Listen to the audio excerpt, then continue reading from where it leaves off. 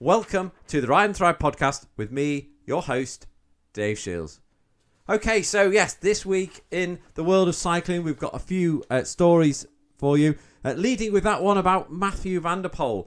Yes, he's back in action again, and he doesn't like to rest on his laurels during the off-season. He loves to race, this guy does. Doesn't matter what it is, and he's been in the mud in Belgium, and Namur to be exact, in the Cyclocross World Cup race.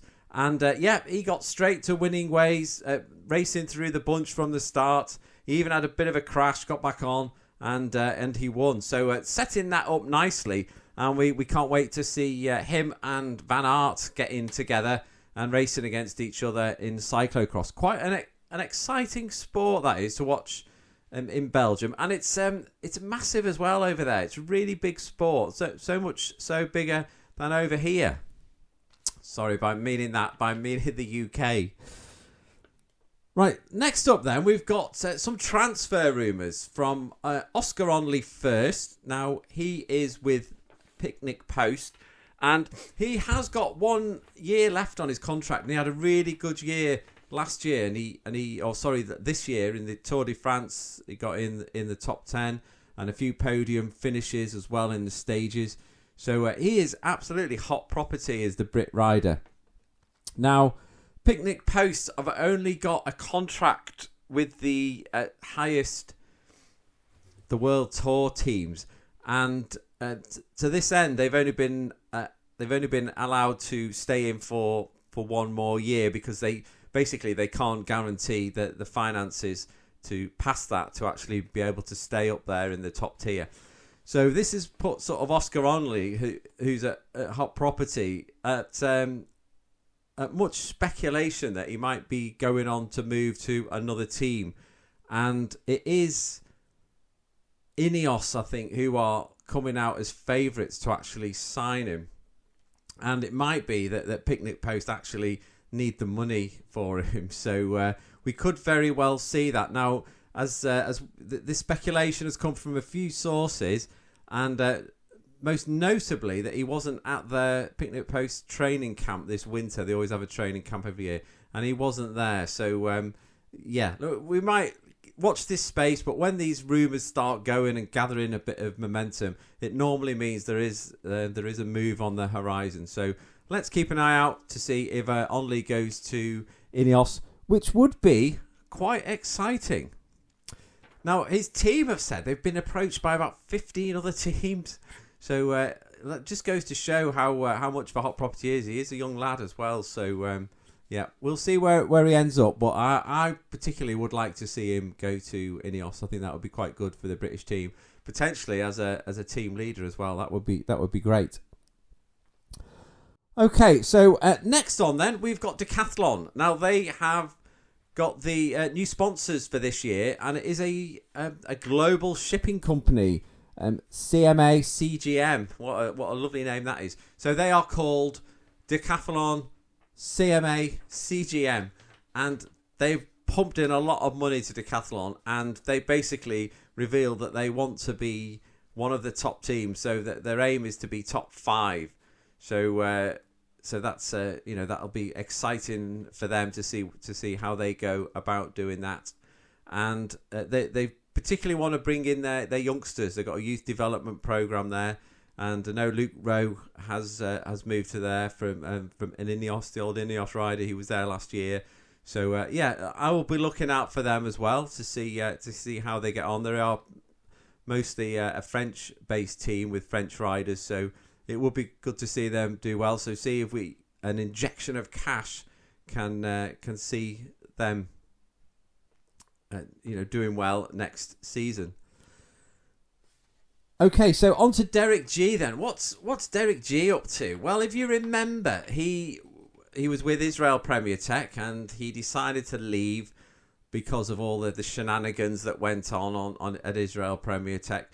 And then they kind of disbanded the team, and he was still in a contract wrangle with that team. So I'm not really sure where his contract is at the moment, because the team don't exist anymore. And if you remember, it was NSN Cycling that took that over, which was Iniesta's company, the footballer Iniesta's company. So it left sort of Derek G out on a bit of a limb. Now, he did do okay this year, so I think somebody will sign him up. And the strong word out there is that it's going to be Little Trek that get him. So we'll shall see. Again, like I said for Oscar Onley, when these rumours start gathering a bit of pace, then it normally means it's going to be true. So let's look out for Derek G moving to Little Trek fairly soon. Okay, next up then, we've got Tadej Pogacar. Now, what's he been up to? Well, he's been in a press conference and he's given us a little teaser of his plans for 2026. And he's admitted that he's not obsessed about winning records and all the rest of it. He's fairly chilled. However, he does want to win bike races. So he was spotted recently out at Paris-Roubaix, reconning the route there with a couple of his teammates. And he has said that he would like to win a couple more of the big classics and the big monuments. So Paris-Roubaix being one of them. So I think somebody asked him, is he going to prioritise that to the detriment of winning another Tour de France? And he was a bit coy on the answer, but saying that yes, he would like to win the one-day races. But he also did say that it's kind of up to the team, really. The team will decide.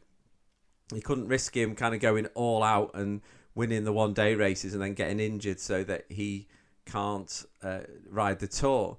Now, he has also said he would like to win the Vuelta as well and a few of the other Grand Tours, but really I think it's the one-day races that he wants alongside maybe another Tour win. So maybe like last year, he had a fantastic first part of the season, winning a couple of one-day races and then going on to win the Tour. So so we'll see where we go. But I'm going to be super excited for the classics this year, for next year, and we'll be looking out for him then. And also, there was that story about his bike. Now, his old bike, a Colnago, a custom Colnago Y1 RS, let's get that right. And it had the rainbow bands on it. If I've got a picture of it, I'll flash it up for you if you're watching this on video. And it went up for auction at Sotheby's, and they was expecting to get about between £15,000 and £20,000 estimated or dollars. And it actually sold for an eye-watering $190,500. Now, it is a bike that he rode in the Tour de France and the World Championships as well. So it's got a lot of history, a lot of provenance. And someone basically has really wanted that bike and has got themselves a little part of cycling history there. So good on them. That's what I say. If you've got the money, why not? A lot of us can't even afford, £2,000 to buy a bike, but $190,000 is it's an insane amount of money. But like I say, if you've got the money, why not?